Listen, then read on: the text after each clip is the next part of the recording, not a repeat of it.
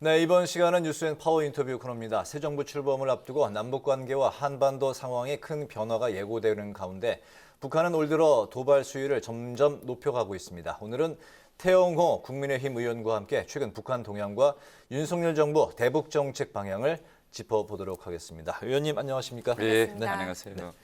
저희 그 뉴스에는 첫 출연이신 것 같은데요. 예, 처음 반갑습니다. 네, 반갑습니다. 앞으로도 종종 출연해 주시기 바랍니다. 예, 네. 불러만 주십시오. 알겠습니다. 서울 그 강남구 갑 지역구 의원으로 국회에 입성하신 지 2년이 됐습니다. 북한 고위급 외교관 출신으로 처음 이제 국회에 들어오셨을 때부터 이제 많은 또 화제를 몰고 오셨는데 북한 외교 전문가시고 또 청년과 소통에 늘 앞장서시고 계신데요. 21대 국회의원으로서 지난 2년 소회부터 먼저 들어보겠습니다. 뒤돌아보니까 2년이라는 세월이 정말 빨랐고요. 네. 그다음에 이 2년 동안에 저희 인생에서 가장 많은 것을 배운 그런 이제 시기였다고 생각합니다. 제가 한국에 오기 전에는 대한민국이 너무 부럽기만 했는데 네. 와서 초기 몇 년간은 한국에 잘 이해가 안 됐어요.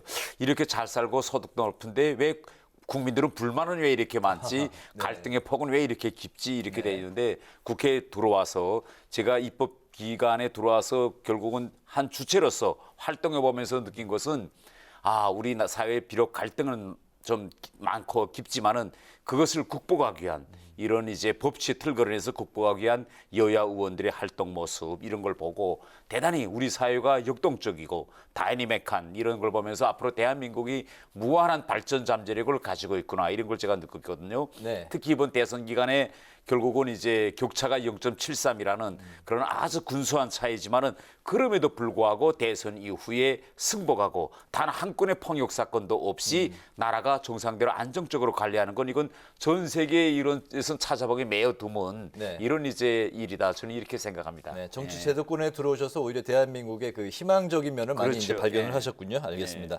국회 그 외통위 소속이시고 특히 이제 북한 쪽 동향을 예의주시하고 계신데 지난 주말에 북한이 이제 신형 전술 유도 무기를 시험을 이제 발사하지 않았습니까? 북한 측이 이제 발표를 보면은 소형 핵탄두 탑재가 가능하다 이렇게 네. 이제 주장을 하고 있는 상황인데 우리 군 당국이 북한 발사 하루가 지나서 이제 그 공식적인 입장 표명을 했습니다. 북한의 이번 움직임 그리고 또 우리 정부 대응 어떻게 보셨습니까? 예.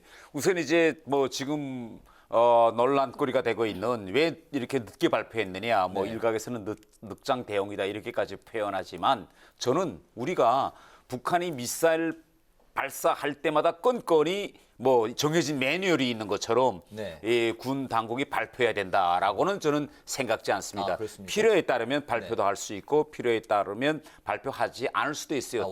발표 완급 조절을 할 수 있다는 거죠. 그렇죠. 네. 왜 좀 모호성을 유지해야 된다 이렇게 얘기하는데 단 지금 일각에서 주장하는 것처럼 북한의 미사일의 그런 기술적 재현은 다 파악했는데 네. 북한을 지나치게 자극하지 말아야 한다라는 이런 정무적 판단에 의해서 발표하지 않았다. 이것은 좀 저는 문제가 있다고 생각하거든요. 네. 그러나 이제 우리가 총적으로 원칙적으로 보면 우리 한국이 북한의 이러한 모든 도발 움직임을 면밀히 주시하고 있다는 것을 경고성 차원에서도 보여주기 위해서는 일반적인 원칙은 결국은 이러한 것은 저는 제때에 공개하는 것이 전 옳다 이렇게 이제 생각하고요. 네. 그다음에 이번에 이제 미사일 발사에 대해서 이제 방금 말씀하셨습니다. 네. 근데 이번에 이제 북한의 이제 미사일 발사와 관련해서 몇 가지 특징이 있습니다. 첫 번째 특징은 뭔가 하면 미사일을 동해상에서 했어요. 네. 예, 그러면 우리가 북한의 미사일 발사 패턴을 보면 국민들이 잘 헷갈리는 게 어떤 때는 동해에서 하고 어떤 때는 서해에서 하고 네. 어떤 때는 평양에서 하고 어떤 때는 북중 국경에서 하고 이 발사 지점이 계속 움직이고 있습니다. 그런데 그런데 위치에 따라서 전략적인 그런 판단이 있는 겁니까? 그 일반적으로 우리 한국도 그렇고 북한도 그렇고 영토가 대단히 작습니다. 네. 영토가 이렇게 작기 때문에 이런 나라들이 미사일을 개발하려면 다른 나라처럼 뭐 사막도 없어요. 그렇다 해서 태평양에 우리가 가지고 있는 영토도 없고 그렇기 때문에 될수록 주민 지역이 아닌 곳에서 합니다. 네. 기초 단계에서는. 네. 그래서 이번에 북한이 항상 동해에서 할 때는 이건 미사일 개발의 초기 단계입니다. 완성도에 따라가면서 내륙, 서해 그리고 마지막 실전 배치전은 북중, 국경 이렇게 가거든요. 근데 이번에 동해상에서 했어요. 네. 그럼에도 불구하고 북한은 동해상에서 발사한 이 미사일이 알섬에서 정확히 떨어지는 사진을 공개했습니다. 이거는 뭔가 하면 비록 처음 공개하는 미사일이지만은 정확도까지 다 완성돼서 실전 배비에 곧 들어간다는 그런 메시지를 우리한테 보내고 싶었던 거죠. 네. 예, 그다음에 두 번째 특징은 뭔가 하면 올해 들어와서 북한이 13번째 미사일을 발사했는데 매번 발사할 때마다 계속 하는 말이 딱 하나 있습니다. 뭔가 하면 지난해 1월 김정은이 발표한 국방 개혁의 발전 계획에 따라서 하는 거다. 그러니까 이건 무슨 말인가 하면 이것으로 끝나는 것이 앞으로 향후 5개년 국방 개발 계획에 따라서 계속 할 것이다. 이 메시지를 끊임없이 우리한테 주고 있고요.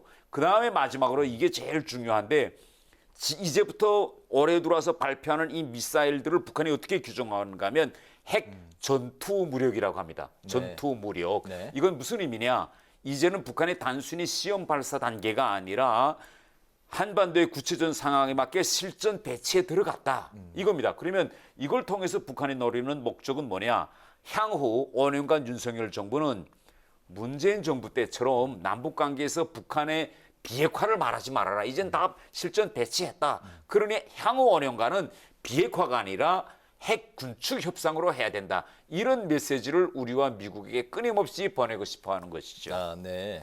네, 그리고 지난 15일이 태양절이었는데요. 김일성 생일 110주년이었습니다. 당초에는 그래서 대규모 열병식이고 또 도발이 있을 거라고 예상을 했었는데 예상과는 달리 군중 행사만 치렀다가 한미 연합훈련을 하루 앞두고 또 도발을 재개를 했는데 북한의 의도나 추가 도발 가능성에 대해서 어떻게 보십니까? 저는 당연히 추가 도발을 이제 할 거라고 생각합니다. 왜냐하면 북한이 이런 이제 도발할 때 보면 정해진 패턴이 있습니다. 네. 어떤 패턴이냐? 우리의 정권 교체기와 그 어떤 정권이 들어서더라도 임기 초반에는 도발 수위를 끌어올립니다. 왜냐? 남북 관계에서 주도권을 쥐기 위해서. 네. 예. 이 문재인 정권 때도 제일 도발 수위가 높은 것이 임기 초반인 2017년이었거든요. 그래서 그때 우리 생각나지만 화염과 분노라는 이런 표현까지도 나왔었고 그래서 이제 올해 말까지 윤석열 정부의 임기 초반에는 이런 도발을 계속할 것입니다.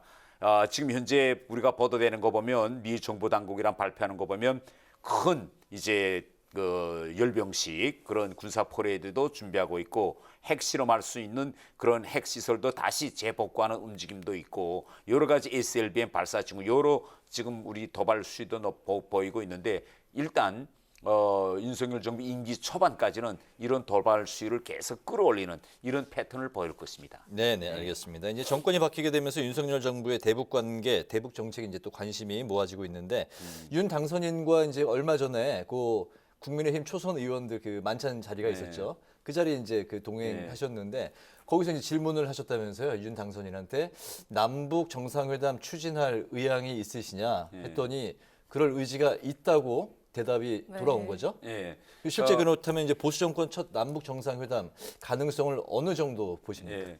지금 현재 우리가 보면 너무 남북 관계가 지금 최악의 상태가 있기 때문에 남북 정상회담 가능성은 거의나 현실적이지 않아 보입니다. 네. 그래서 제가 윤 당선인에게 정상회담을 할 용의가 있으시냐 이렇게 물어본 거고 당선인께서 쾌히 정상회담을 해야죠. 한다면 저는 판문점에서 하겠습니다. 이렇게 장소까지도 이제 네. 말씀하시더라고요. 그래서 저는 이게 가장 중요한 건 뭔가면 우리 남북 관계에서 남북 정상회담은 항상 북한이 진보 정권이 들어섰을 때만 했습니다. 네. 이건 뭔가면 남북 관계에서 이 정상회담권도 북한이 남남 갈등을 더욱 이제 유발시키는 그런 수단으로 활용하고 있다는 걸 보여줍니다. 그래서 윤석열 정부는 이번 기회에 꼭 북한과 정상회담을 뭐 그게 목적은 아니지만 네. 가능성만 보인다면 정상회담을 이제 실현시켜서 이 정상회담 이것 자체도 진보 정권의 점유물로 만들려는 이 북한의 대남 전략을 이제는 좀 허물어는 이런 저는 길로 가야 한다. 저는 이렇게 생각하고 있습니다. 네. 열릴 거라고 보십니까? 저는 열릴 거라고 생각합니다. 알겠습니다. 네, 또 그러기 위해선 내각 인사 역할도 중요할 것 예. 같은데요. 권영세 의원이 통일부 장관 후보자, 그리고 박진 의원이 외교부 장관 후보자로 지명이 됐는데 이번 인선 어떻게 평가하시고 또 앞으로 대북 정책 기조를 어떻게 가져갈 것으로 전망하시는지 듣겠습니다. 예.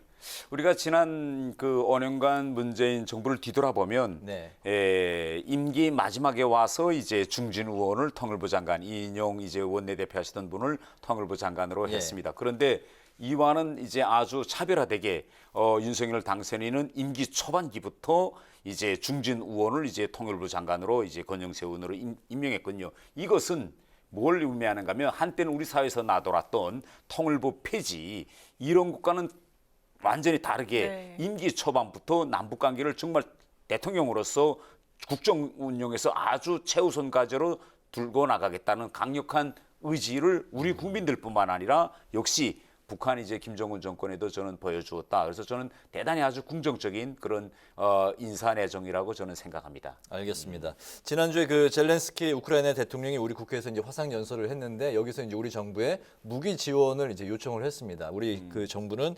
살상용 무기 지원은 곤란하다는 입장을 밝혔는데 의원님께서는 지원을 해야 된다라는 그런 입장이셨던 거죠. 예. 그 우크라이나에 무기 지원이 필요하다고 보시는 이유 궁금한데요.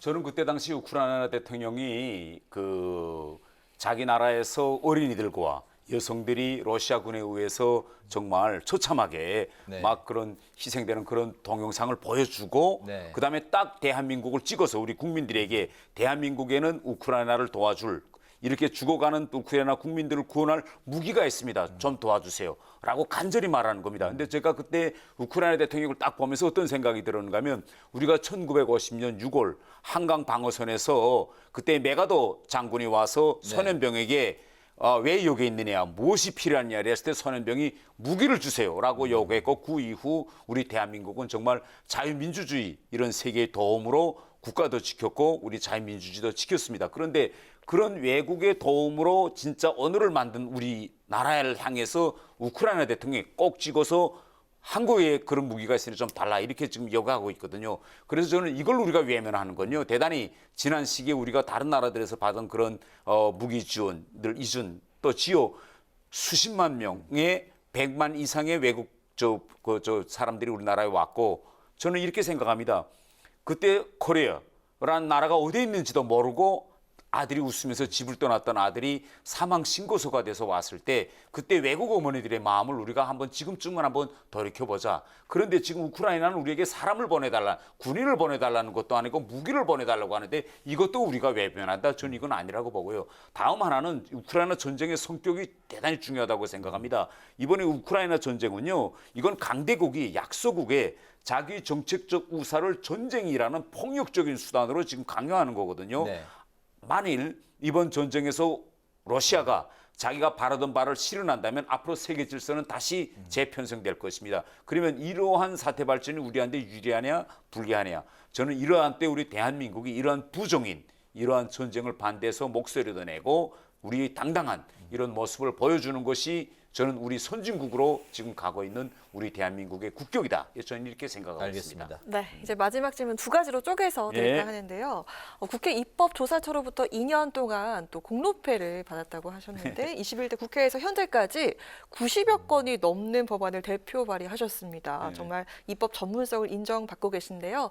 가장 기억에 남거나 또 보람 있었던 그 일들 한번 소개해 주시죠. 제가 총 94건의 법안을 발의했고 그중 13건이 이제 대안 혹은 이제 법안으로 이제 통과돼서 가결률이 한 13% 정도 됩니다. 뭐 여러 가지 많은데 제 법안을 크게 보면 이제 제 지역구가 강남 갑이다나니 네. 1가구 1세대 주택자들에 대한 세금 문제와 관련한 법안들을 좀 있었고 다음 하나는 장애인들과 같은 취약계층 법안들이 좀 있었습니다. 그럼에도 불구하고 제가 이렇게 통과된 법안들 중에서 가장 제가 자랑하고 싶은 거는 엠번방 사건과 같은 이런 사건들을 엄벌하는 이런 이제 병력법 개정안을 이제 통과시킨 걸 제가 대단히 자랑스럽게 생각하는데 왜냐하면 이건 제가 한 것이 아니라 20대 청년들이 저희 의원실에 와서 한 달 동안 일하면서 그들이 직접 법안을 만들고 이제 법제처도 다니고 의원실도 다니면서 다 의원들의 이제 사인도 받아서 이제 법안 발의한 겁니다. 의미가 그들이 특별하네요. 저는 안 하고 그래서 네. 청년들이 나서서 직접 법안이라는 걸 이렇게 발의하는구나. 또 청년들이 국회에 와서 함께 의원과 하면 대한민국을 바꿀 수 있다는 이런 걸 처음 보여주는 법안이어서 저는 대단히 긍정적게 생각합니다. 그럼 앞으로 또 어떤 입법 활동이나 또 의정 활동을 하실지 계획도 여쭙고 싶은데요. 예, 지금 제가 그 두 가지 프로젝트를 하고 있어요, 청년들하고. 하나는 내 손 내만, 이건 대학생들하고 하는 거 네. 있고, 다른 하나는 이제 태입후, 태영호와 함께하는 입법 프로젝트. 이건 저희 지역구 청년들하고 하는 것입니다. 그래서 청년들에게 저는 이 법을 하나 만드는 것이 대단히 먼데 있는 일이 아니다. 의원실에 와서 의원과 같이 하면 그들의 작은 목소리도 결국은 입법화돼 가지고 대한민국의 미래, 그 앞으로 그들이 살 그런 대한민국의 미래를 바꿔나가는 수 있다라는 그런 이미지, 그런 메시지를 계속 주는 이런 활동을 좀 해보고 싶습니다. 청년 말씀하시니까 또 힙합 춤 추셨던 그 장면도 생각이 나는데요. 네. 오늘 그 정말 그 많은 에너지를 갖고 계신 분이다 인터뷰하면서 그 많이 느꼈는데 그 에너지와 힘을 갖고 역동적으로 앞으로 의정 활동 열심히 해주셨으면 좋겠다는 생각이 들었습니다. 예, 국회 TV에서도 많이 도와주십시오. 예, 아유, 네, 감사합니다. 고맙습니다. 네. 오늘 그 뉴스앤 파워 인터뷰 이제 마칠 시간이 됐는데 오늘은 최근 잦은 도발에 나서고 있는 북한 동향 그리고 윤석열 정부 대북 정책 방향을 중심으로 지금까지 태영호 국민의힘 의원과 함께 이야기 나눠봤습니다. 오늘 말씀 잘 들었습니다. 예, 고맙습니다. 감사합니다.